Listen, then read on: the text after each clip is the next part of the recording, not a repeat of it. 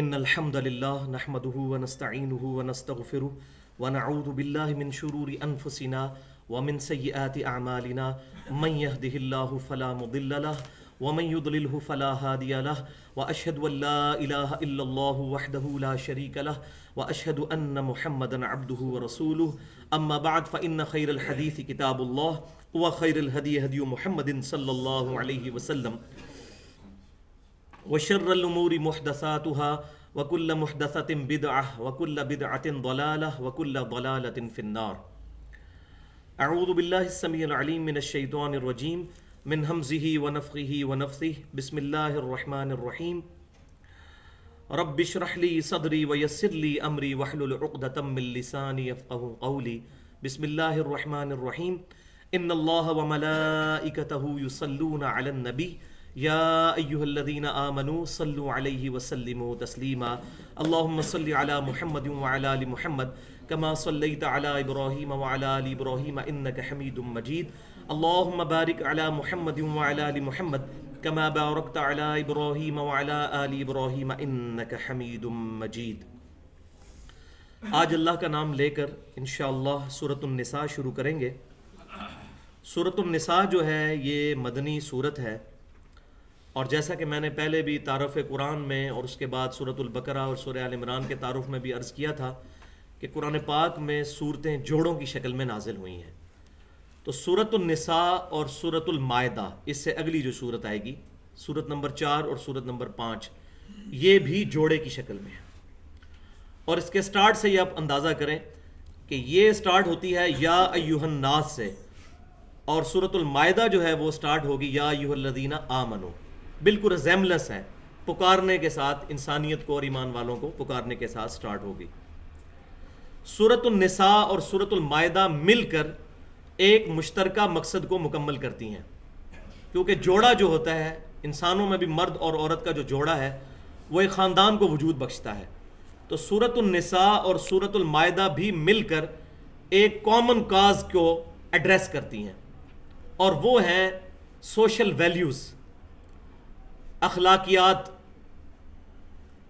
اور اس میں بھی سورۃ النساء کے اندر جو سوشل ویلیوز ہیں، انسانی اقدار اور اخلاقیات ہیں، وہ معاشرتی لیول پر، اور سورۃ المائدہ میں پوری ریاست کے لیول پر ان کو کس طریقے سے ایڈریس کیا جا سکتا ہے. اسی میں جا کر پھر چور کے ہاتھ کاٹنے کی سزا بھی آ جائے گی، اور اسی طریقے سے قتل مرتد کا حکم بھی آ جائے گا.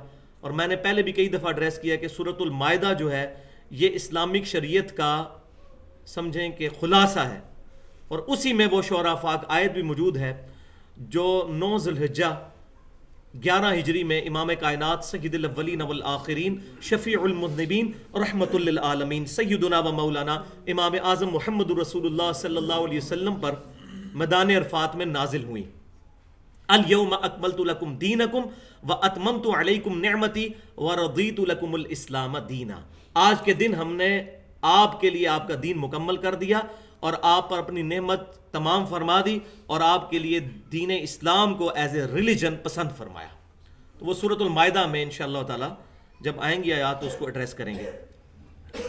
تو سورۃ النساء جو ہے اس کا جو مرکزی ٹاپک ہے وہ ہے جو معاشرے میں پسے ہوئے طبقے ہیں، غلاموں کا طبقہ، عورتوں کا طبقہ، خصوصاً اس معاشرے کے اندر جہاں عورتوں کی اور غلاموں کی کوئی اہمیت نہیں تھی، اسی طریقے سے یتیموں کی کوئی اہمیت نہیں تھی، ان کے ساتھ جو چاہتا زیادتی کر دیتا. تو ان کی ایمنسپیشن یعنی ان کو اپ لفٹ کرنے کے لیے اللہ تبارک و تعالیٰ نے سورۃ النساء جو ہے نازل فرمائی.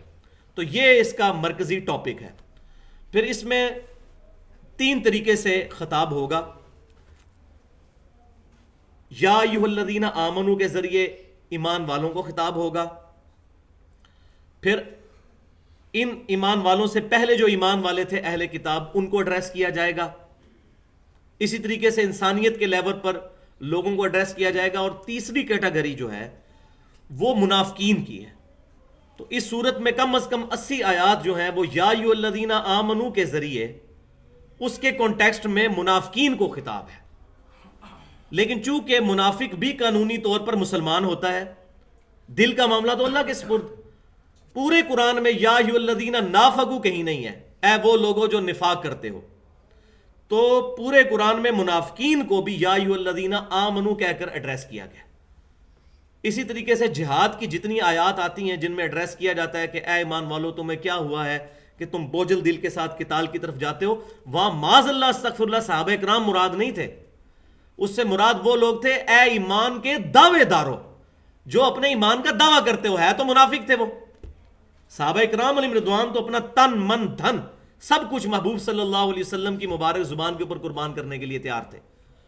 تو اس صورت میں بھی بعض اوقات پڑھتے ہوئے اور سمجھتے ہوئے بڑے بڑے علماء کو غلطی لگ جاتی ہے اور وہ آیات پڑھ کے مسلمانوں پر لگانے کی کوشش کرتے ہیں. تو یہ بات یاد رکھیں. صحیح بخاری میں کتاب الاستتابۃ المرتدین چیپٹر میں عبداللہ بن عمر رضی اللہ تعالی عنہما کا قول موجود ہے کہ مخلوق میں بدترین وہ لوگ ہیں جو آیات کافروں کے بارے میں نازل ہوئی ہیں وہ مسلمانوں پر لگاتے ہیں. وہ خوارج تھے، صحابہ کرام کو کافر کہا کرتے تھے. تو اس میں بڑا احتیاط کی ضرورت ہے. آج بھی بعض جماعتیں قتال کی اور جہاد کی دعوت کی آڑ میں مسلمانوں کے اوپر منافقت کے فتوے لگا کر تو سخت اللہ تعالیٰ کی بارگاہ میں مجرم بنتے ہیں.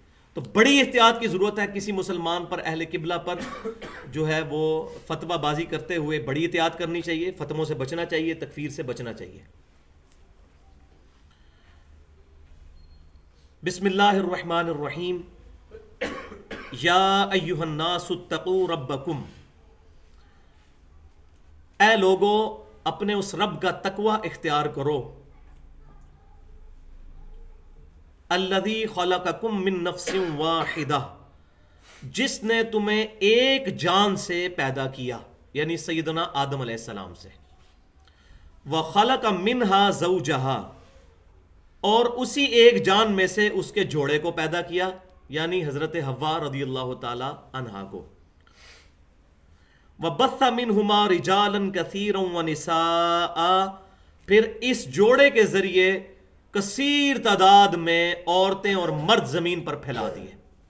انیشلی سٹارٹ اس جوڑے سے ہوا. تو اس کی تفسیر میں صحیح بخاری اور مسلم کے اندر متفق علیہ حدیث موجود ہے. امام کائنات صلی اللہ علیہ وسلم نے فرمایا کہ عورت جو ہے یہ مرد کی سب سے اوپر والی ٹیڑھی پسلی سے پیدا ہوئی ہے، لہٰذا اس کو زیادہ سیدھا کرنے کی کوشش نہ کرو ورنہ یہ ٹوٹ جائے گی. اس کو جو ہے وہ طریقے کے ساتھ ہینڈل کرو، جتنا اس کے ساتھ مینجمنٹ کر کے چل سکتے ہو اس سے فائدہ اٹھاؤ. پھر بھی اس کے اندر چند ایک چیزیں کمزوریاں رہیں گی، وہ بلٹ ان اس کے اندر موجود ہیں، اس کے ساتھ کمپرومائز کرو. تو آدم علیہ السلام کی پسلی سے سیدہ حوا پیدا ہوئی سلام اللہ علیہا، اور پھر ان کے ذریعے پوری کی پوری انسانیت آگے چلی. اور وہ پھر ہمیں تورات میں، انجیل میں، اولڈ ٹیسٹیمنٹ کے اندر، نیو ٹیسٹیمنٹ کے اندر ڈیٹیلز ملتی ہیں کہ آدم علیہ السلام اور مائی حوا کا صبح کے وقت ایک جوڑا پیدا ہوتا تھا اور ایک شام کے وقت. تو جو صبح کے وقت لڑکا ہوتا تھا، شام کے وقت جو لڑکی تھی اس کے ساتھ اس کا نکاح ہوتا تھا، اور شام کے وقت جو لڑکا تھا اس کا صبح والی لڑکی کے ساتھ نکاح ہوتا تھا. اس طریقے سے انیشلی یہ پھیلا، اور پہلی شریعتوں کے اندر احکام بھی ذرا ڈیفرنٹ تھے، لیکن اب اس شریعت کے اندر جو ہے وہ احکام ڈیفرنٹ ہے. تو اے لوگو اپنے اس رب کا تقوی اختیار کرو، کیونکہ تقوی، گاڈ کانشسنس، اللہ تعالیٰ کا خوف، accountability of day of judgement, قیامت کے دن اللہ کے حضور پیشی کا خوف، یہ انسان کا قبلہ درست رکھتا ہے. تو پہلی بات تقوی سے ہو رہی ہے. اپنے اس رب کا تقوی اختیار کرو جس نے تمہیں ایک جان سے پیدا کیا، یعنی تم سب کا اوریجن ایک ہی ہے. جیسا کہ میدان عرفات میں نبی صلی اللہ علیہ وسلم نے فرمایا تھا، کسی گورے کو کالے پر، کسی کالے کو گورے پر، کسی سرخ کو سیاہ پر، کسی سیاہ کو سرخ پر کوئی فوقیت حاصل نہیں مگر تقوی کی بنیاد پر. ان اکرمکم عند اللہ اتقاکم، تم میں سب سے زیادہ عزت والا وہ ہے جو زیادہ پرہیزگار ہے. تقوی اللہ کے حضور کرائیٹیریا ہے. اپنے اس رب کا تقوی اختیار کرو جس نے تمہیں ایک جان سے پیدا کیا، پھر اس جان سے ہی اس کا جوڑا بنا کر پھر کثیر تعداد میں مرد اور عورت زمین میں پھیلا دیے. واتقوا اللہ، اور اللہ کا تقوی اختیار کرو. دیکھیں تقوی کی کتنی زیادہ ترغیب ہے، کتنا ایمفیسائز ہے اس پر. واتقوا اللہ الذی تساءلون بہ والارحام، اس ذات کا تقوی اختیار کرو کہ جس کے واسطے سے تم ایک دوسرے کو سوال کرتے ہو. جب بھی کوئی معاملہ بالکل پھنس جاتا ہے تو کہتے ہیں یار خدا کا نام ہے، خدا کے لیے اس مسئلے کو یہیں ختم کر دو. تو اللہ تبارک و تعالیٰ فرما رہا ہے کہ جس کا نام لے کر تم سوال کرتے ہو، بہی والارحام، اور جو قطع رحمی والے رشتے قطع ہونے لگتے ہیں، رحم و رشتے جو ہیں رحم والے، ان کو جو ہے تم بچاتے ہو اس ذات کا واسطہ دے کر. ان اللہ کان علیکم رقیبا، بے شک اللہ تعالیٰ تم پر ہر وقت نگہبان ہے، تمہیں دیکھ رہا ہے. اور یہ سب سے زبردست عقیدہ ہے گناہوں سے بچنے کے لیے کہ میرا رب مجھے دیکھ رہا ہے، جو کہ بخاری اور مسلم کی متفق علیہ حدیث ہے، حدیث جبریل، جس میں آپ صلی اللہ علیہ وسلم سے جب مقام احسان کے بارے میں پوچھا گیا تو آپ صلی اللہ علیہ وسلم نے فرمایا احسان یہ ہے کہ تم یوں عبادت کرو گویا کہ تم اپنے رب کو دیکھ رہے ہو. اگر یہ تصور نہیں کر سکتے تو کم از کم یہ تصور کرو کہ تمہارا رب تمہیں دیکھ رہا ہے، کیونکہ انسان کا قبلہ درست رہے گا. انسان کتنے گناہ لوگوں کی شرمندگی کی وجہ سے، اپنے گھر والوں کی شرمندگی کی وجہ سے، ماں باپ کی اولاد کی شرمندگی کی وجہ سے چھوڑ دیتا ہے، اور ان سب رشتوں سے بڑھ کر اللہ کی ذات کا رشتہ ہے. تو اللہ تعالیٰ فرما رہا ہے کہ بے شک اللہ تعالیٰ تمہیں دیکھ رہا ہے. تقوی کی اصل بنیاد یہی ہے کہ اللہ تعالیٰ ہمیں دیکھ رہا ہے. وَآتُوا الْيَتَامَى أَمْوَالَهُمْ وَلَا تَتَبَدَّلُوا الْخَبِيثَ بِالطَّيِّبِ، اور یتیموں کو ان کا مال ان کے حوالے کرو اور مت بدلو اپنی ردی چیز ان کی اچھی چیز کے بدلے میں. مثال کے طور پر کسی شخص کا بھائی فوت ہو جاتا ہے اور وہ اپنی اولاد چھوڑ کر مرتا ہے پیچھے سے. اب تایا جان اس کی دولت پر قابض ہو گئے ہیں، اور اگر جداد بانٹتے بھی ہیں تو ناقص چیزیں اپنے پاس رکھ لیتے ہیں اور باقی اپنے بھائی کے بیٹوں کو جو ہے وہ اب ناقص چیزیں ان کو دے دیتے ہیں، اچھی چیزیں اپنے پاس رکھ لیتے ہیں. تو اللہ تبارک و تعالیٰ فرما رہا ہے کہ مت بدلو تم اپنے ردی مال کے ذریعے ان کا اچھا مال، کہ وہ اپنے پاس رکھ لو اور اپنا ردی مال ان کو دے دو. کیونکہ یتیموں کا جو میں نے شروع میں بتایا کہ اس میں جو معاشرے کے پسے ہوئے طبقے ہیں ان کو ایڈریس کیا گیا ہے، ان کے حقوق کی بات کی گئی ہے. تو یتیموں کے تو اس معاشرے کے اندر کوئی حقوق ہی نہیں تھے. جس کا باپ مر گیا بس اس کی جداد کے اوپر، جس طرح آج بھی ہمارے پنجاب کے معاشرے میں بھی تقریباً یہ چیزیں دیکھنے میں آ رہی ہیں. وَلَا تَأْكُلُوا أَمْوَالَهُمْ إِلَىٰ أَمْوَالِكُمْ، اور ان کے مال کو اپنے مال میں ملا کر مت کھاؤ. إِنَّهُ كَانَ حُوبًا كَبِيرًا، بے شک یہ بہت بڑا گناہ ہے. کیا بڑا گناہ ہے؟ کہ یتیم کا مال اپنے مال میں شامل کر کے اس کو ہڑپ کر جانا. وَلِعَاذُ بِاللَّهِ تَعَالَى. اسی کانٹیکس میں آگے بات چل رہی ہے. وَإِنْ خِفْتُمْ أَلَّا تُقْسِطُوا فِي الْيَتَامَى، اور اگر تمہیں یہ ڈر ہو کہ تم یتیموں کے معاملے میں انصاف نہیں کر سکو گے، تو یہ آیت کا کانٹیکس بتا رہا ہے تو ان سے نکاح نہ کرو. وہ اس کے شان نزول میں بخاری کے اندر احادیث بھی موجود ہے. کیونکہ جو یتیم بندہ ہے، جو یتیم بچی ہے، اس سے اس معاشرے میں لوگ اس کی دولت ہڑپ کرنے کے لیے خود شادی کر لیا کرتے تھے.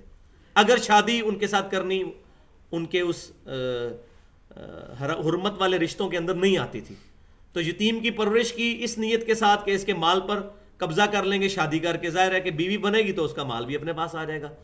تو اللہ تبارک و تعالیٰ فرما رہا ہے کہ یتیم کے معاملے میں اگر تم ناانصافی کا شکار ہو تو ان سے نکاح کرنے سے بچو. اس کے علاوہ عورتوں کے ساتھ نکاح کرو. فَانْكِحُوا مَا طَابَ لَكُم مِّنَ النِّسَاءِ مَثْنَىٰ وَثُلَاثَ وَرُبَاعَ، تو اس کے علاوہ جو عورتیں ہیں ان کو اپنے نکاح کے اندر لے کر آؤ، 2 2 3 3 یا 4 4 تک. لیکن ان یتیم بچیوں کے ساتھ نکاح نہ کرو، بلکہ کیا کرو کہ ان کے تم ولی بن جاؤ، کیونکہ نکاح کے لیے ولی کی شرط ہے. تو بجائے ان یتیم بچیوں سے خود شادی کرنے کے، خود شادی کرو گے، ان کے ساتھ زیادتی کرو گے تو ان کی سائڈ لینے والا کوئی نہیں ہوگا. اس کی بجائے یہ کرو کہ ان یتیم بچیوں کے رشتے کہیں اور کرو اور تم ان کے ولی بنو، تاکہ ان بچیوں کے ساتھ کوئی ظلم کرے تو تم ولی کی حیثیت سے پیچھے کھڑے ہو. اور تم نے اگر شادی کرنی ہے تو اور عورتیں بہت ہیں، 2 کرو 3 کرو 4 تک کرو شادی. فَإِنْ خِفْتُمْ أَلَّا تَعْدِلُوا، اور اگر تمہیں یہ خطرہ ہو کہ تم انصاف نہیں کر سکو گے، فَوَاحِدَةً أَوْ مَا مَلَكَتْ أَيْمَانُكُمْ، تو پھر ایک بیوی پر ہی اکتفا کر لو یا پھر تمہارے حال کا جو ہاتھ کا مال ہے، کنیز ہیں، جو اس زمانے میں ہوا کرتی تھی کہ مال غنیمت میں جو کفار کی عورتیں آیا کرتی تھیں، ظاہر ہے کہ ان کے خامن اکثر کے مر جاتے تھے، تو پھر ان کی کفالت کے لیے خلیفۃ المسلمین یا اس وقت جو مسلمانوں کا حکمران ہوتا تھا نبی صلی اللہ علیہ وسلم، اس کے بعد صحابہ کرام علیہم رضوان، خلفائے راشدین، وہ پھر ان عورتوں کو جن لوگوں نے اچھا جنگ میں پرفارم کیا ہوتا تھا اس کی مناسبت سے ایز اے کنیز ان کو دے دیا کرتے تھے، وہ ان کی کفالت کیا کرتے تھے۔ تو اللہ تعالیٰ فرما رہا ہے کہ اگر تمہیں یہ خطرہ ہو کہ تم عورتوں کے درمیان انصاف نہیں کر سکو گے، پھر 4 شادیاں نہیں، پھر ایک ہی شادی پر اکتفا کرو۔ ہاں، جو ہاتھ کا مال کنیزیں ہیں وہ تم استعمال کر سکتے ہو، ان کے ساتھ تم اپنے تعلق قائم کر سکتے ہو، لیکن بیوی ایک ہی رکھو گے۔ پھر تو یہاں جو اس وقت سعودی عرب کے اندر جو ایک سلسلہ کنیزوں والا چل رہا ہے، یہ بالکل زنا پر مبنی ہے، اس کی کوئی شرعی حیثیت نہیں ہے۔ جو فلپائن سے اور ادھر ادھر ملکوں سے وہ عورتیں پکڑ کر ان کو اپنی کنیزیں بنایا ہوا ہے اور بےہودگی مچائی ہوئی ہے۔ عرب کے اندر بہت زیادہ یہ، خصوصاً سعودی عرب کے اندر بہت زیادہ یہ چیزیں ہیں، تو وہ اس کانٹیکسٹ میں نہیں آتی چیزیں۔ تو 4 شادیوں کی اجازت دی گئی، لیکن ساتھ ہی فرمایا گیا کہ اگر تمہیں یہ خطرہ ہو کہ انصاف نہیں کر سکو گے تو ایک پر اکتفا کرو۔ تو پہلے میں 4 شادیوں کی حکمت کو ایڈریس کروں گا، اس کے بعد اس کو ایڈریس کروں گا کہ یہ خطرہ تو ظاہر ہے کہ ہر وقت لگا ہوا ہے، پھر 4 شادیوں کی اجازت کیوں ہے؟ وہ صرف ایک چیز کے اوپر ہے جو کوانٹیفائیبل چیزیں ہیں۔ مثال کے طور پر ایک بیوی کو اگر 5,000 روپیہ مہینہ خرچہ ہے، دوسری کا بھی 5,000۔ ایک بیوی کے پاس 3 دن گزارتے ہیں تو دوسری بیوی کے پاس بھی 3 دن۔ جو چیزیں کوانٹیفائی کی جا سکتی ہیں، جن کو گنا جا سکتا ہے، اس میں برابری کرنی ہے۔ وہ آگے چل کے آ جائے گا سورۃ النساء میں اس کے ساتھ ہی ایڈریس کروں گا کہ اللہ تعالیٰ فرماتا ہے کہ یہ تو ہو ہی نہیں سکتا کہ تم مکمل انصاف کر لو، تو اس کو اللہ تبارک تعالیٰ نے بینیفٹ آف ڈاؤٹ پہلے ہی دے دیا ہے، لیکن یہ نہ ہو کہ تم ایک کی طرف مکمل طور پر جھک جاؤ، تو وہ آگے آ جائے گا۔ پہلے میں اس چیز کو ایڈریس کروں کہ اسلام کے اندر جو 4 شادیوں کی اجازت دی گئی ہے، اس کی شرعی حکمت کیا ہے۔ آج کے دور کے اندر سائنٹیفک فیکٹس کے ذریعے اور جو اسٹیٹسٹیکل ڈیٹا ہمارے پاس موجود ہے، اس کے ذریعے بڑی آسانی کے ساتھ ہم یہ چیز اینالائز کر سکتے ہیں کہ اسلام نے ایک مرد کو 4 بیویوں کی اجازت کیوں دی۔ دیکھیں، دنیا کی اسٹیٹسٹکس کے مطابق عورتیں اور مرد بالکل برابر تعداد میں پیدا ہوتے ہیں دنیا کے اندر، آلموسٹ برابر۔ جتنے لڑکے پیدا ہوتے ہیں اتنی ہی لڑکیاں۔ لیکن ہوتا کیا ہے کہ سائنٹیفک فیکٹس کے ذریعے ہمیں یہ بات پتہ چلی ہے کہ جو بیبی گرل ہوتی ہے، جو لڑکی ہوتی ہے چھوٹی عمر کی، دودھ پیتی، اس کو بیماریوں کو اپوز کرنا، اس کے اندر اس کی کیپیبلٹی، قوت مدافعت لڑکے کی نسبت زیادہ ہوتی ہے۔ یہی وجہ ہے کہ بچپن کے اندر اکثر لڑکے مرتے ہیں، لڑکیاں سروائیو کر جاتی ہیں۔ اور اس میں اپنی بات ایک ایڈ کرتا ہوں جو صحیح بخاری کے اندر موجود ہے، جامعہ ترمذی میں، سنن ابن ماجہ میں، کہ نبی صلی اللہ علیہ وسلم نے فرمایا کہ بچے کی جان گروی ہوتی ہے عقیقے کے عوض، لڑکے کی طرف سے 2 بکرے کرو اور لڑکی کی طرف سے 1۔ یعنی لڑکے کی جان جو ہے وہ زیادہ خطرے میں ہے، اس لیے اس کی طرف سے 2 بکرے اور لڑکی کی طرف سے 1۔ یہ حکمت آج جا کے ہمیں ان فیکٹس کے ذریعے پتہ چلی ہے۔ دوسری بات، مرد جو ہوتے ہیں عموماً وہ ظاہر ہے اپنے کاروبار کے لیے، باقی ایشوز کے لیے گھر سے زیادہ باہر نکلتے ہیں، ایکسیڈنٹس میں مرنے کے ان کے چانس زیادہ ہیں عورتوں کی نسبت۔ اسی طریقے سے جنگوں میں بھی مرد مرتے ہیں، تو مردوں کی تعداد نیچرلی عورتوں سے کم ہو جاتی ہے وقت گزرنے کے ساتھ ساتھ، جس کے اسٹیٹسٹیکل فگرز آپ سن لیں۔ اس وقت صرف امریکہ کے اندر، یو ایس اے میں 78 لاکھ عورتیں زیادہ ہیں مردوں سے۔ انگلینڈ کے اندر 40 لاکھ عورتیں مردوں سے زیادہ ہیں۔ جرمنی کے اندر 50 لاکھ عورتیں زیادہ ہیں مردوں سے، اور رشیا کے اندر 90 لاکھ عورتیں زیادہ ہیں مردوں سے۔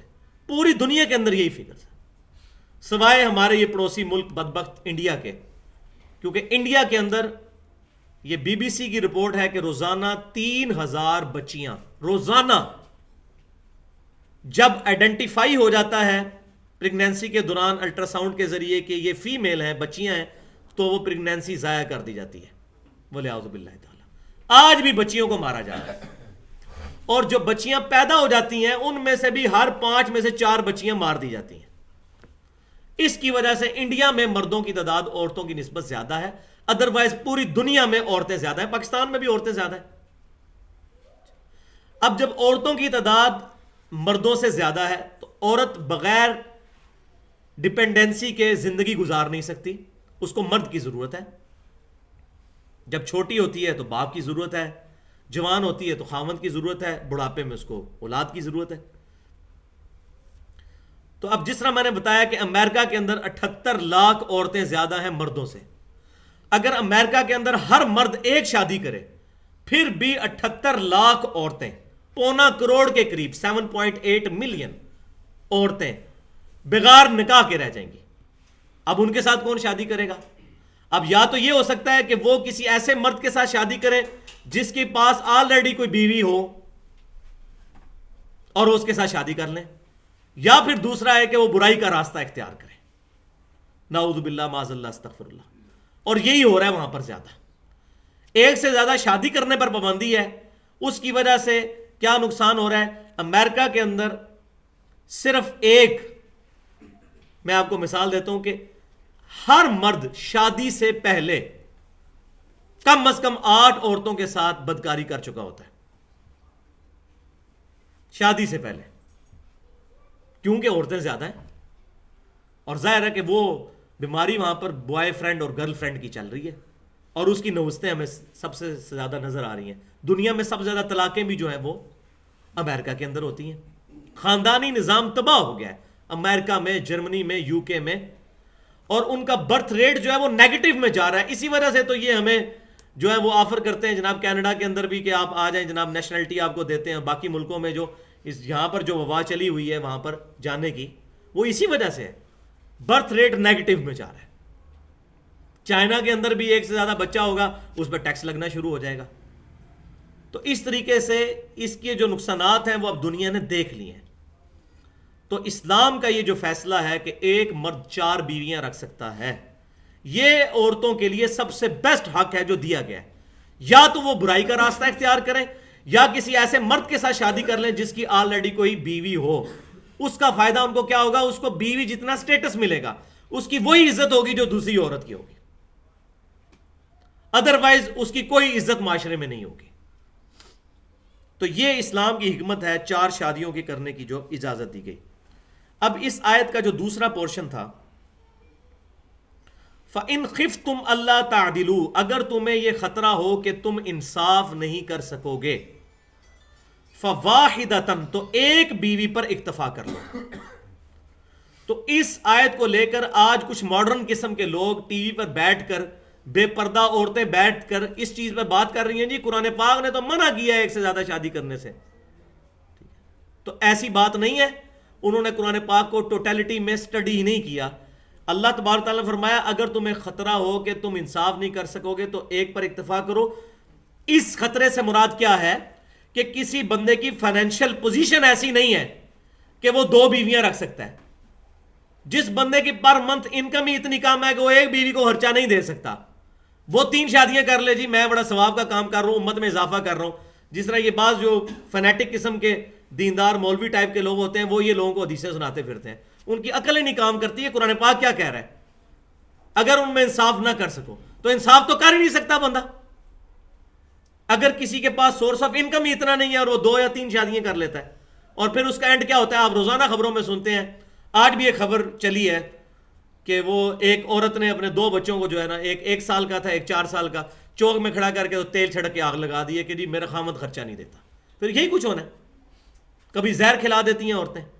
تو اللہ تعالیٰ فرما رہا ہے اگر تمہیں خطرہ بھی ہو تم انصاف نہیں کر سکو گے، ایک کو 5,000 پر منتھ دے رہے ہو خرچہ، دوسرے کو نہیں دے سکو گے، ایک پر کفایت کرو۔ اس سے مراد یہ نہیں ہے کہ دل کی محبت میں انصاف نہیں کر سکو گے، دل کی محبت کے اوپر تو کسی انسان کا زور نہیں چل سکتا، دل کا معاملہ اللہ کے ساتھ خاص ہے، اس میں اللہ تبارک و تعالیٰ نے ہمیں اجازت دے دی ہے۔ اس کو ایڈریس کیا گیا آگے چل کر سورۃ النساء کی 129 نمبر آیت نکال لیں۔ 129، کیونکہ یہ اس کے ساتھ کمپلیمنٹری ہے یہ آیت، اسی صورت میں 129 نمبر 100 نمبر پیج پہ، وَلَن تَسْتَطِيعُوا أَن تَعْدِلُوا بَيْنَ النِّسَاءِ، مل گئی ہے؟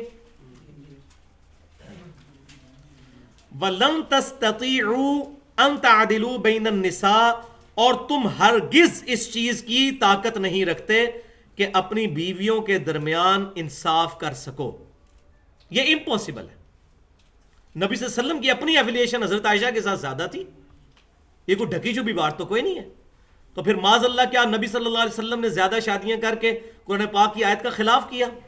نہیں۔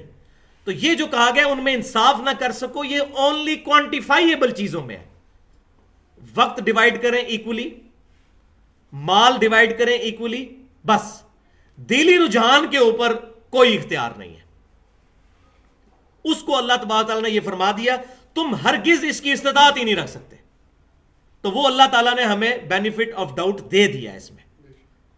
وَلَوْ حَرَصْتُمْ، اگرچہ تم کتنی ہی کوشش کر لو تم اپنی بیویوں میں انصاف نہیں کر سکو گے۔ پھر 4 کی اجازت کیوں دی؟ اس سے مراد یہ ہے کہ وہ اس انصاف کو اللہ تعالیٰ ڈیمانڈ ہی نہیں کر رہا دلی رجحان کے انصاف کو، بلکہ کوانٹیفائیبل چیزوں پہ۔ فَلَا تَمِيلُوا كُلَّ الْمَيْلِ فَتَذَرُوهَا كَالْمُعَلَّقَةِ، تو اصل بات کیا ہے، ایسا نہ ہو کہ تم ایک ہی بیوی کی طرف اپنا رجحان کر لو سارے کا سارا اور دوسری عورت درمیان میں لٹکی رہ جائے۔ یہ نہیں ہونا چاہیے کہ کسی نے نئی ابھی شادی رچائی ہے اور پرانی بیوی کے پاس 3 مہینے ہو گئے گیا نہیں ہے، تو یہاں سے بھی کلیئر ہو گیا کہ وہ عورتوں میں کس قسم کا انصاف کرنا ہے، وہ ہے وقت کی ڈویژن اور مال کی ڈویژن۔ ایسا نہ ہو کہ دوسری شادی کرو ٹوٹل ایک کی طرف ہو جاؤ اور دوسرے کی طرف جاؤ ہی نہ، تو اللہ تعالیٰ فرما رہا ہے کہ تم جتنی بھی کوشش کرو انصاف نہیں کر سکو گے، لیکن ایک چیز کا بس خیال رکھ لو، وہ یہ ہے کہ مکمل طور پر ایک کی طرف نہ چلے جاؤ کہ دوسرے کو لٹکا ہوا چھوڑ دو، نہ وہ اب خامد والی ہے اور نہ وہ طلاق یافتہ ہے، خامد اس کے پاس جا نہیں رہا اور بیوی تو ہے آلریڈی کسی کی، ایسا نہ ہو۔ وَإِن تُصْلِحُوا، اور اگر تم اپنے آپ کو درست کر لو، وَتَتَّقُوا، اور پرہیزگار بن جاؤ، فَإِنَّ اللَّهَ كَانَ غَفُورًا رَحِيمًا، تو بے شک اللہ تعالیٰ معاف فرمانے والا، رحم فرمانے والا ہے۔ یعنی جو چھوٹی موٹی چیزیں ہیں وہ تو اللہ تعالیٰ ویسے ہی معاف کر دے گا، اس کے اوپر تو پکڑ ہے ہی نہیں ہے، اس طرح کے انصاف کے اوپر۔ انصاف کیا ہے؟ کوانٹیفائیبل چیزوں میں، ٹائم کی ڈویژن اور مال کی ڈویژن، بس یہ مین 2 چیزیں ہیں۔ تو اب وہاں پر واپس آ جائیں۔ فَإِنْ خِفْتُمْ أَلَّا تَعْدِلُوا، اگر تمہیں یہ ڈر ہو کہ تم ان کے درمیان انصاف نہیں کر سکو گے، فَوَاحِدَةً، تو ایک پر اکتفا کرو، اَوْ مَا مَلَكَتْ أَيْمَانُكُمْ، یا تمہارے ہاتھ کا مال جو کنیزیں ہیں، وہ میں نے پہلے ایڈریس کر دیا۔ ذَلِكَ أَدْنَىٰ أَلَّا تَعُولُوا، یہ زیادہ قریب ہے اس کے کہ تم ایک ہی طرف جھک نہ جاؤ، یعنی ایک سے زیادہ بیویاں رکھ کے کسی ایک بیوی کی طرف زیادہ جھک جاؤ، اس کو زیادہ ٹائم دو، اس کو زیادہ پروٹوکول دو، اس کو زیادہ مال دینا شروع کر دو، اس سے بہتر ہے کہ تم ایک بیوی رکھو۔ اس آیت نے بھی یہ کلیئر کر دیا کہ انصاف اللہ تعالیٰ کون سا ڈیمانڈ کر رہا ہے۔ لہذا یہ جو ٹی وی پہ آگے عورتوں کے حقوق پہ بات کرتی ہوئی کہہ رہی ہیں کہ قرآن نے یہ کہا ہے کہ ایک عورت کے ساتھ ہی شادی کرو، ایسی بات نہیں ہے، تو میں نے پورا اس کو ہر اینگل سے ایڈریس کر دیا، اور سامنے جاہل قسم کے مولوی بٹھائے ہوتے ہیں جن بیچاروں کو پتہ ہی نہیں ہوتا، وہ بول ہی نہیں سکتے سامنے۔ تو قرآن کے ایشوز کے اوپر جو لوگ ایکسپرٹ ہیں، جن کو قرآن پاک کی تعلیم کے ساتھ واسطہ ہے، ان کو سارا چیزیں پتہ ہیں، ان کو لا کے سامنے بٹھائیں۔ وہ اس قسم کے مولوی بٹھاتے ہیں اور پھر عورتیں ان پر غالب آ جاتی ہیں، پھر وہ ایسی باتیں بھی کرتی ہیں جو بالکل واضح قرآن کے خلاف ہوتی ہیں، تب بھی اللہ تبارک و تعالیٰ کا ان کو خوف نہیں آتا اور وہ اس طریقے سے ٹی وی پہ آ کے چیزیں ایڈریس کرتے ہیں۔ وَآتُوا النِّسَاءَ صَدُقَاتِهِنَّ نِحْلَةً، اور دیا کرو اپنی عورتوں کو ان کے مہر خوشی کے ساتھ، کیونکہ مہر کے عوض عورت حلال ہوتی ہے مرد کے لیے۔ فَإِن طِبْنَ لَكُمْ عَنْ شَيْءٍ مِّنْهُ، پھر اگر وہ اس میں سے اپنی مرضی سے کچھ تمہیں بخش دیں، یعنی مہر اگر عورت اپنی مرضی سے معاف کر دے یا کچھ حصہ اس کا تمہیں لوٹا دے، نفساً خوش دلی کے ساتھ، اپنے دل کی خواہش سے، فَكُلُوا هَنِيئًا مَرِيئًا، تو اس کو خوب رچتا بستا تم استعمال کر سکتے ہو، اس میں کوئی ممانعت نہیں ہے اگر بیوی اپنی مرضی سے مہر معاف کر دے۔ تو یہاں نکاح کی طرف بھی ترغیب دلائی گئی ہے کہ ایک تو نکاح کرنا ہی کرنا ہے، اور اگر تم استطاعت رکھتے ہو، انصاف کر سکتے ہو، اور وہ بھی دو چیزوں میں، مال میں اور وقت میں، تو تم ایک سے زیادہ شادیاں کر سکتے ہو۔ تو میں چاہ رہا تھا تھوڑا سا نکاح کی امپورٹنس کے حوالے سے یہاں چیزیں ایڈریس کروں، کچھ احادیث۔ تو 5 متفقن علیہ احادیث اس کانٹیکسٹ میں بیان کروں گا۔ صحیح بخاری اور صحیح مسلم کی متفقن علیہ حدیثیں ہیں 5 نکاح کی اہمیت کے بارے میں۔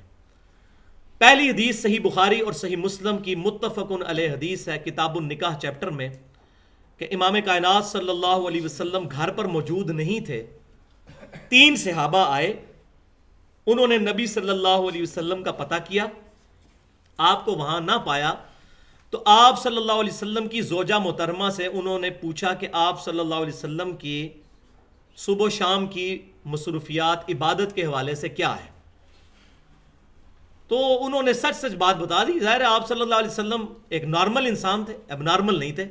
آپ صلی اللہ علیہ وسلم سب سے بہترین اور سب سے بڑھ کر معتدل انسان تھے، تو آپ صلی اللہ علیہ وسلم کے بارے میں جو واضح بات تھی ان کی بیوی نے ایڈریس کر دی کہ آپ صلی اللہ علیہ وسلم رات کو بیویوں کے پاس بھی جاتے ہیں، رات کو سوتے بھی ہیں، نوافل بھی پڑھتے ہیں، نفلی روزے رکھ لیتے ہیں اور کبھی نہیں بھی رکھتے۔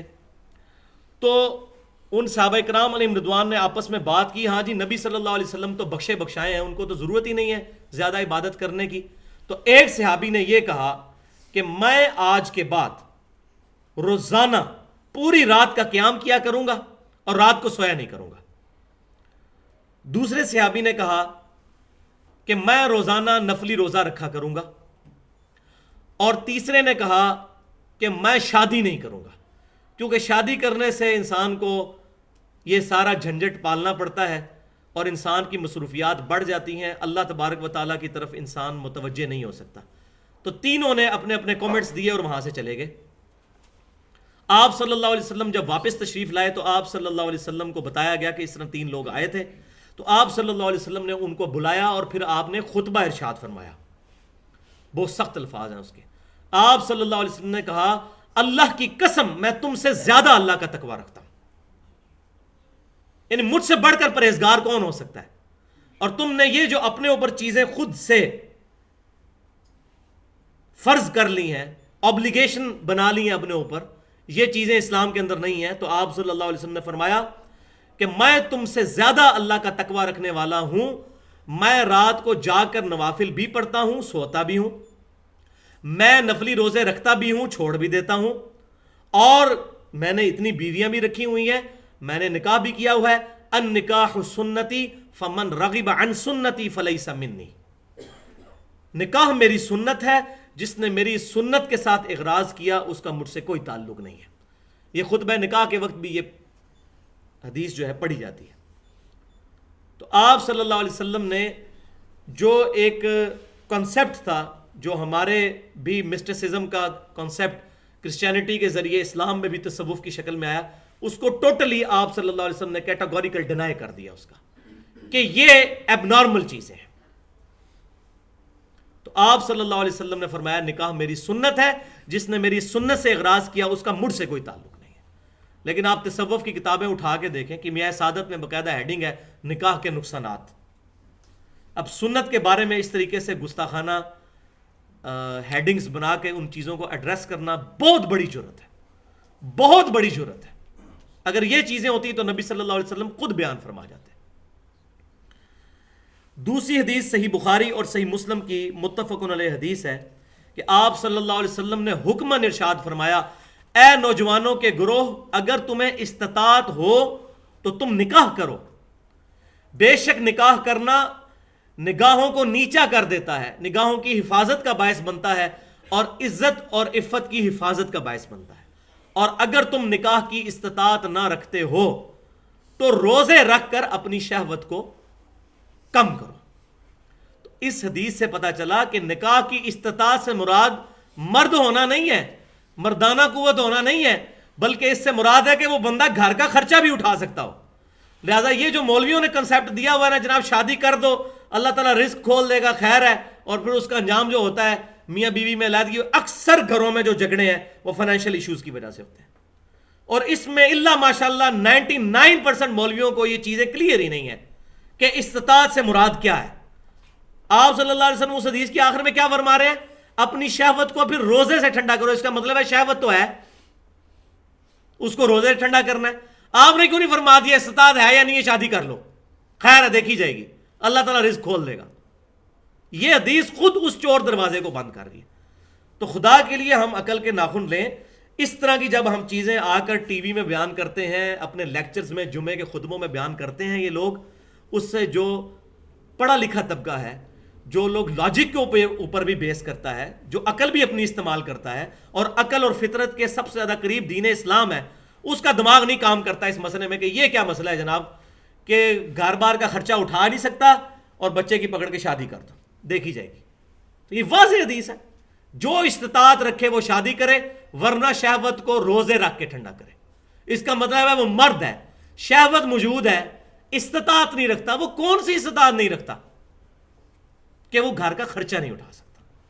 یہ بڑی ضروری چیز ہے اور اس میں اکثر و بیشتر جو علماء ہیں وہ مسکنسیپشن کا شکار ہے، اس لیے میں نے اس کو یہاں پر تھوڑا ڈیٹیل کے ساتھ ایڈریس کیا. تیسری حدیث صحیح بخاری اور مسلم کی متفق علیہ حدیث ہے. امام کائنات صلی اللہ علیہ وسلم نے فرمایا کہ عموماً عورت سے جو شادی کی جاتی ہے وہ 4 وجہ سے کی جاتی ہے. 4 چیزیں دیکھی جاتی ہیں نکاح کے وقت. پہلی چیز دیکھی جاتی ہے اس کا مال. یہ آپ صلی اللہ علیہ وسلم نہیں دیکھتے تھے، مطلب جو پبلک کے اندر جو چیزیں رواج تھیں اس کو آپ صلی اللہ علیہ وسلم نے ایڈریس کیا. پہلی چیز مال، دوسرا حسب و نسب کہ خاندان کیسا ہے، تیسرا حسن و جمال کہ خوبصورت کتنی ہے، اور چوتھی چیز دینداری. اور پھر آپ صلی اللہ علیہ وسلم نے فرمایا تمہارے خاک آلود ہوں ہاتھ، دینداری دیکھ کر شادی کیا کرو. یہ محاورہ آپ نے وہاں کا بولا. خدا کے بندو عقل کرو اور دینداری دیکھ کر شادی کیا کرو، یہ باقی چیزوں کو نہ دیکھا کرو. پہلی چیز جو دیکھنے والی ہے وہ دینداری ہے. اگر دیندار ہے تو اس کو پرائورٹی دو بجائے مال کو، حسب و نسب کو اور خوبصورتی کو دیکھنے کے. چوتھی حدیث صحیح بخاری اور صحیح مسلم کی متفق علیہ حدیث ہے. آپ صلی اللہ علیہ وسلم نے فرمایا کہ میں اپنے بعد مردوں کے لیے سب سے بڑا فتنہ، یہ فتنہ پنجابی والا نہیں ہے، عربی والا، سب سے بڑی آزمائش عورتیں چھوڑ کر جا رہا ہوں. اس کا یہ مطلب نہیں ہے کہ بیویاں رکھی نہ جائیں، مراد یہ کہ بیویوں کے معاملے میں بڑا محتاط رہا جائے. عموماً انسان بیوی کے پیچھے چل کر اللہ اور اس کے رسول صلی اللہ علیہ وسلم کے حکموں کو بھی پامال کر دیتا ہے. تو یہ بہت بڑی آزمائش ہے، عورتیں رکھنی ہے، ٹھیک ہے. شہوت بہت بڑی آزمائش ہے، لیکن اسلام نے خسی ہونے کی اجازت نہیں دی ہے. اس کو کنٹرول کرنا ہے، حواس کو اپنی عقل کے ذریعے کنٹرول کرنا ہے، وحی کے علم کے ذریعے کنٹرول کرنا ہے.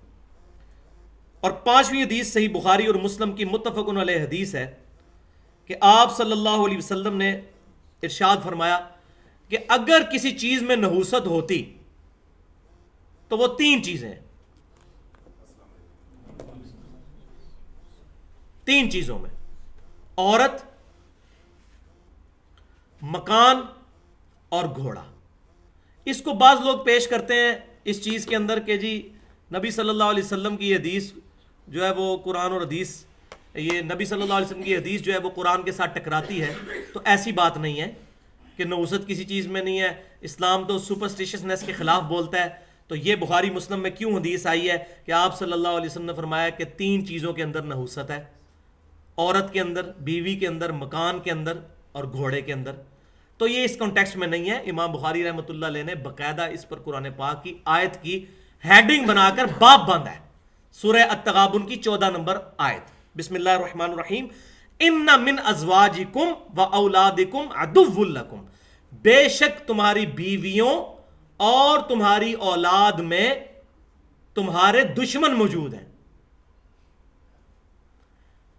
کہ وہ دنیاوی رشتے تمہیں اللہ اور اس کے رسول کے احکامات کے خلاف بھی لگا سکتے ہیں.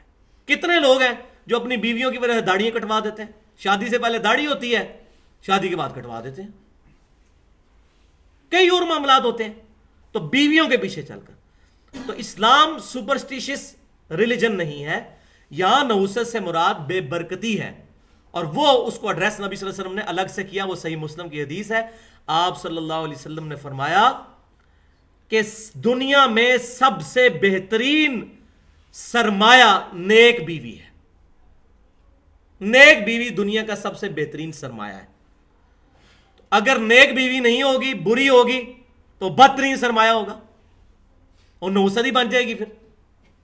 تو یہ نحوست ان معنوں میں نہیں ہے جو ہندوانہ کنسپٹ ہے، بلکہ یہ ان معنوں کے اندر ہے کہ بے برکتی، اس کا کتاب و سنت کے خلاف چلنا آپ کو بھی اللہ اور اس کے رسول سے دور کر سکتا ہے عز و جل صلی اللہ علیہ وسلم. تو میں نے اس کو ڈیٹیل کے ساتھ ایڈریس کیا کیونکہ بعض لوگ اس حدیث کے اوپر اعتراض کرتے ہیں، اس کو مفہوم کو سمجھنے کی کوشش نہیں کرتے.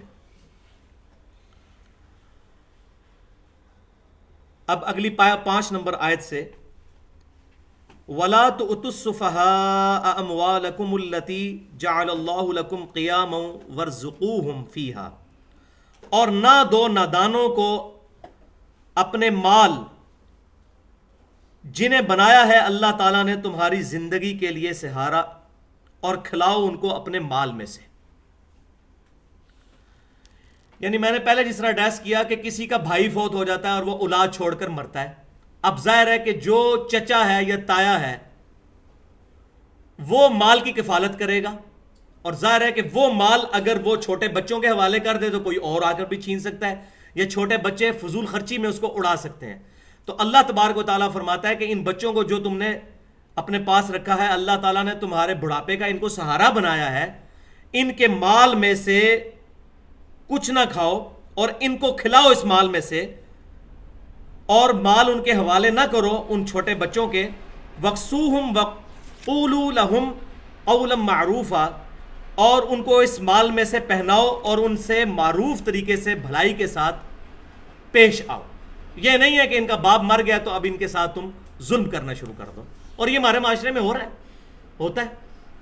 بڑے قریبی تعلقات ہوتے ہیں دو بھائیوں کے، ایک بھائی کے مرنے کی دیر ہے، دوسرے کی بیوہ کے ساتھ، اس کے یتیم بچوں کے ساتھ برا سلوک کیا جاتا ہے. تو وہ قرآن پاک سے دوری کا پھر یہی انجام ہوگا، کیونکہ یہ چیزیں تو قرآن پاک میں ایڈریس ہوں گی نا.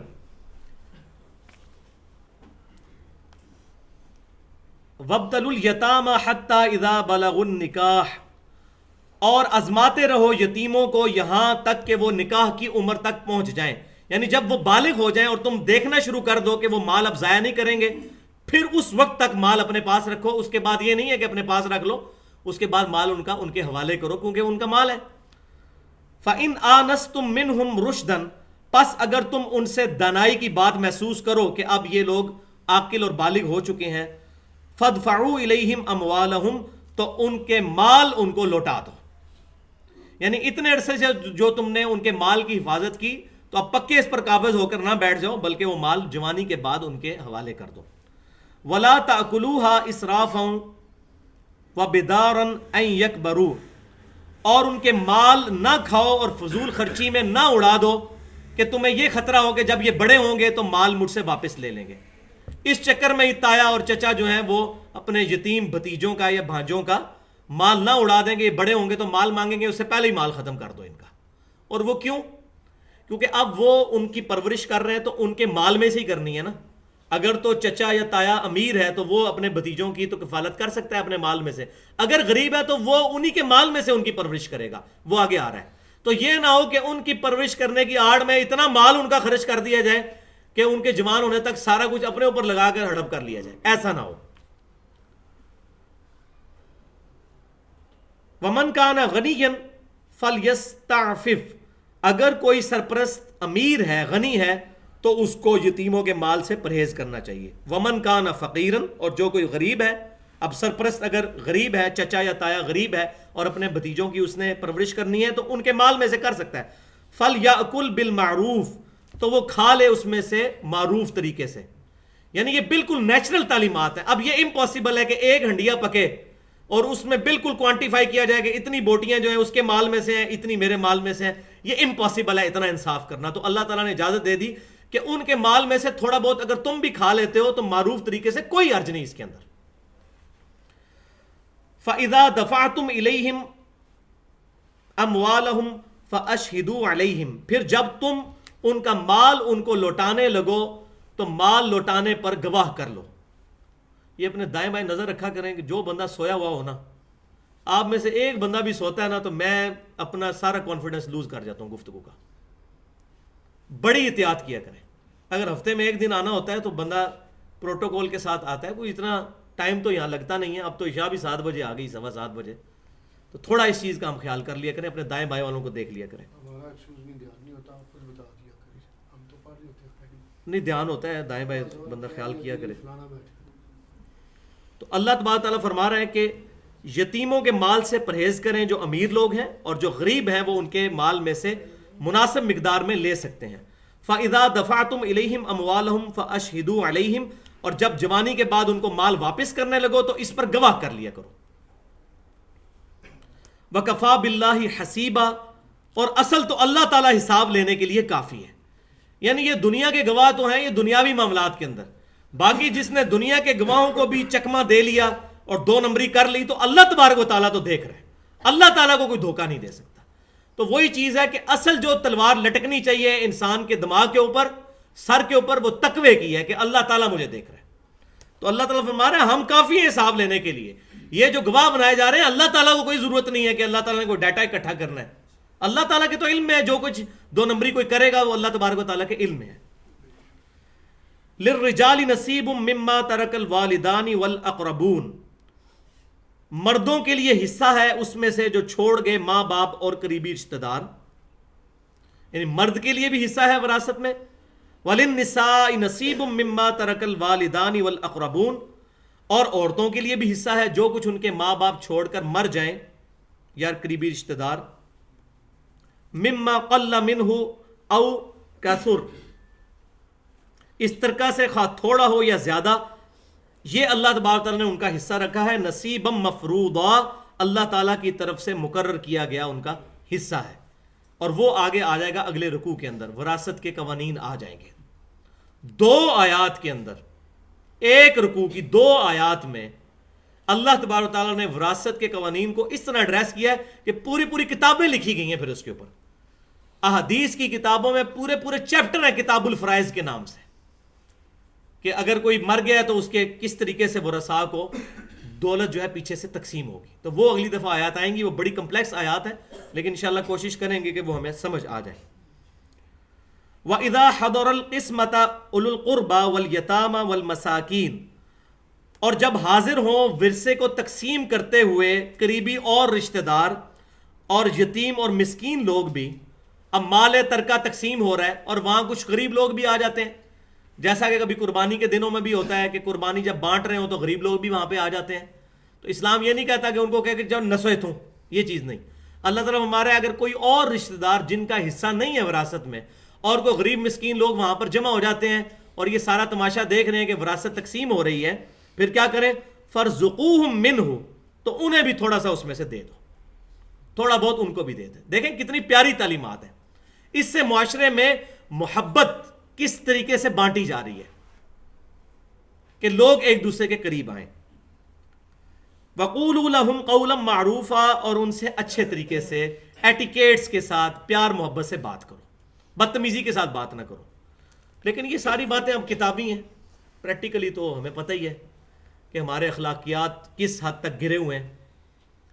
اور جب کبھی کوئی اس طرح کے ایشوز آتے ہیں, سب سے پہلے دین کو ہم پس پش ڈال دیتے ہیں.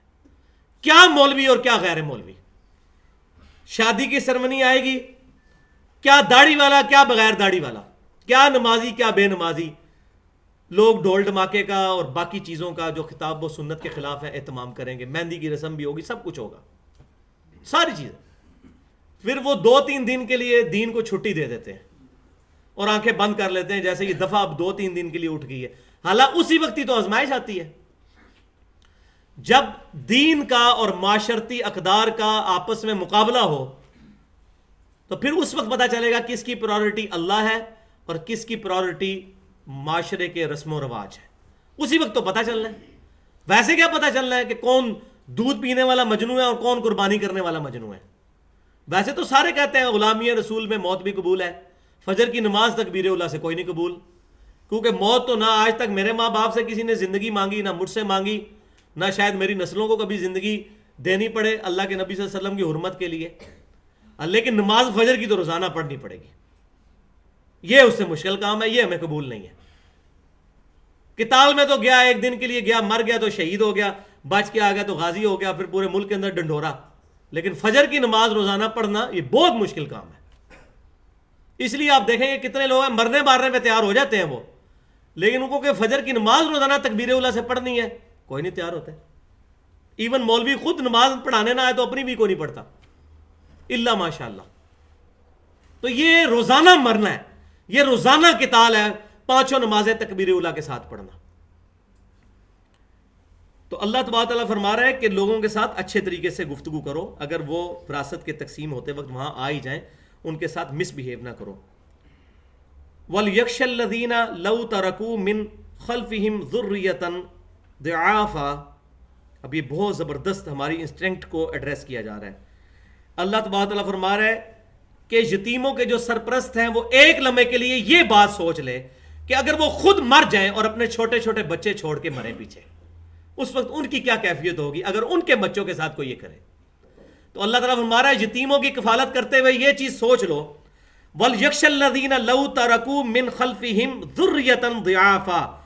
ڈر جانا چاہیے یتیموں کے سرپرستوں کو کہ اگر وہ چھوڑے جاتے ہیں اپنے پیچھے چھوٹے چھوٹے بچے، خافوا علیہم، وہ کتنے فکر مند ہوں گے ان کے بارے میں کہ ہمارے بچوں کا ہمارے مرنے کے بعد کیا بنے گا. تو اب وہ خود کیوں نہیں سوچتے کہ ہم بھی کسی یتیم کے سرپرست ہیں، ہم اس کے ساتھ برا سلوک نہ کریں. فَلْيَتَّقُوا اللَّهَ، تو ان کو چاہیے اللہ سے ڈریں، تقوی اختیار کریں. وَلْيَقُولُوا قَوْلًا سَدِيدًا، اور ایسی بات کہیں جو بالکل درست ہو، کوئی 2 نمبری پر مبنی بات نہ ہو، جس طرح یہ اکثر لوگ کرتے ہیں ہمارے معاشرے میں ہوتا ہے. اپنے رشتہ دار تو بڑی دور کی بات ہے، باہر کے لوگ آ جاتے ہیں. کئی مولویوں کو دیکھا ہے کہ مرنے کے بعد باپ مر گیا، اس کے بیٹوں کے پاس آئے ہیں، جھوٹ بولا ہے، بس جی اللہ تعالیٰ مغفرت کرے آپ کے والد صاحب کی، مرنے سے 1 ہفتے پہلے وہ کہتے تھے میں نے مسجد میں 1 لاکھ روپیہ دینا ہے. بس ان کی زندگی باقی نہیں تھی. اب 3-4 بندے اور سن رہے ہیں وہاں بیٹھے ہوئے، ان کے ذہن میں بھی خیال آئے گا کہ باپ تو کروڑ پتی مرا ہے، کتنا بدبخت بیٹا ہے اگر یہ 1 لاکھ روپے اپنے باپ کی خواہش پوری نہ کرے. اس طریقے سے مولوی مدرسے بنا لیتے ہیں. یہ میں آپ کو صحیح بتا رہا ہوں، یہ آبزرویشن ہے میری. جھوٹ تو فی البدی زبانوں پہ جاری ہوتا ہے. وہ جی بس یہ کہتے تھے، چاہے انہوں نے کہا ہو یا نہ کہا ہو، کسی طریقے سے توریا کر کے نا اس کو حلال کر لیں گے. کہیں انہوں نے ویسے ہی پوچھ لیا ہو مرنے سے 1 ہفتہ پہلے کہ بھئی آپ نے وضو خانے پہ ٹائلیں کیوں نہیں لگوائی ہوئی ہیں، بس اتنا پوچھ لیا. آگے مولوی نے سٹوری بنانی ہے خود کہ جی وہ پوچھتے سن جناب، بس وہ انہوں نے خواہش سی کہ لوا دیں، بس وہ ٹائلاں مر گئے نے، تو بس ہوں چلو جو اللہ دی مرضی تسی کرو گے، پچھوں اگر کر دو گے انہوں دی روح بھی خوش ہو جائے گی. تو وہ اس طریقے سے جناب کتنے پیسے جی، وہ کہیں گے جناب اتنے 1000 روپے رکھ دیں آپ ہمارے پاس. تو وہ ٹائلیں آئیں گی 2000 کی، 3000 کی، 10,000 کی، 50,000 روپے اپنی جیب میں ڈال لیں. یہ ہو رہا ہے معاشرے میں، اسی تو بیڑا غرق ہوا ہے. اس سال بھی 30-40 لاکھ لوگوں نے حج کیا ہے، کیا فرق پڑ گیا دنیا میں؟ اسلام آ گیا. جڑے اتھے پیڑے وہ لاہور بھی پیڑے، تو جڑے اتھے پیڑے وہ کعبے بھی پیڑے جا کے.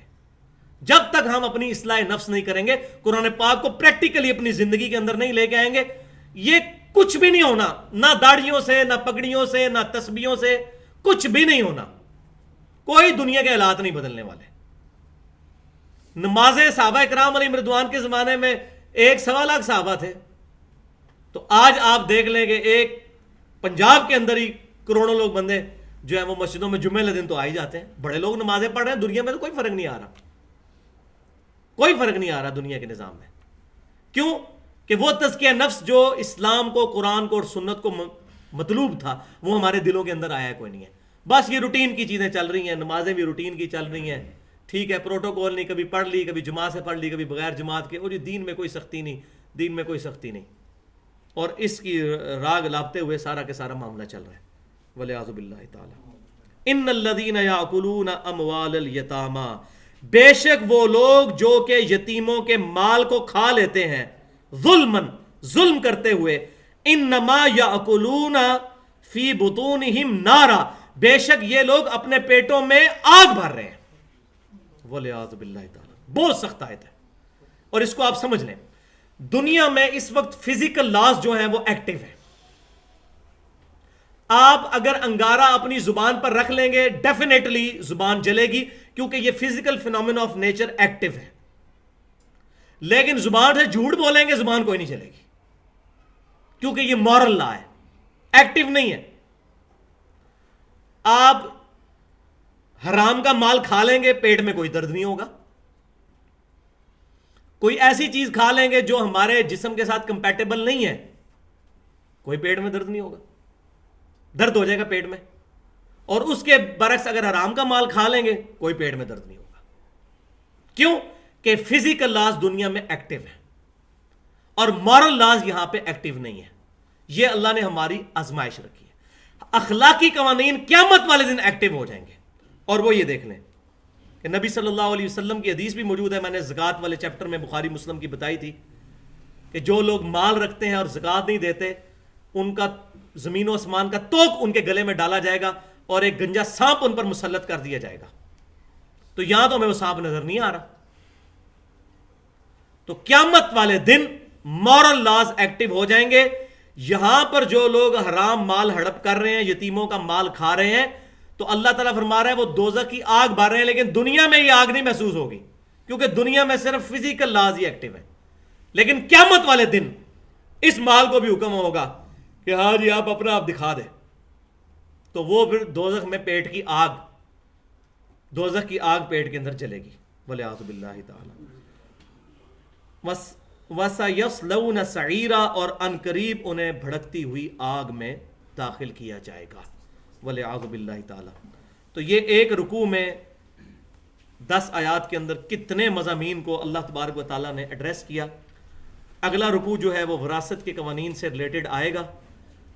2 آیات کے اندر قانون وراثت کو ڈیٹیل کے ساتھ ایڈریس کیا گیا. وہ انشاءاللہ اگلی دفعہ آئیں گی تو میں اس کو ڈیٹیل کے ساتھ بیان کرنے کی کوشش کروں گا.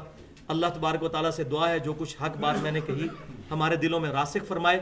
کو باطل بات میرے منہ سے نکل گئی یا غلط بات تو ہمارے دلوں سے اس کو محو کر دے. سبحانک اللہم و بحمدک اشہد ان لا الہ الا انت استغفرک و اتوب الیک.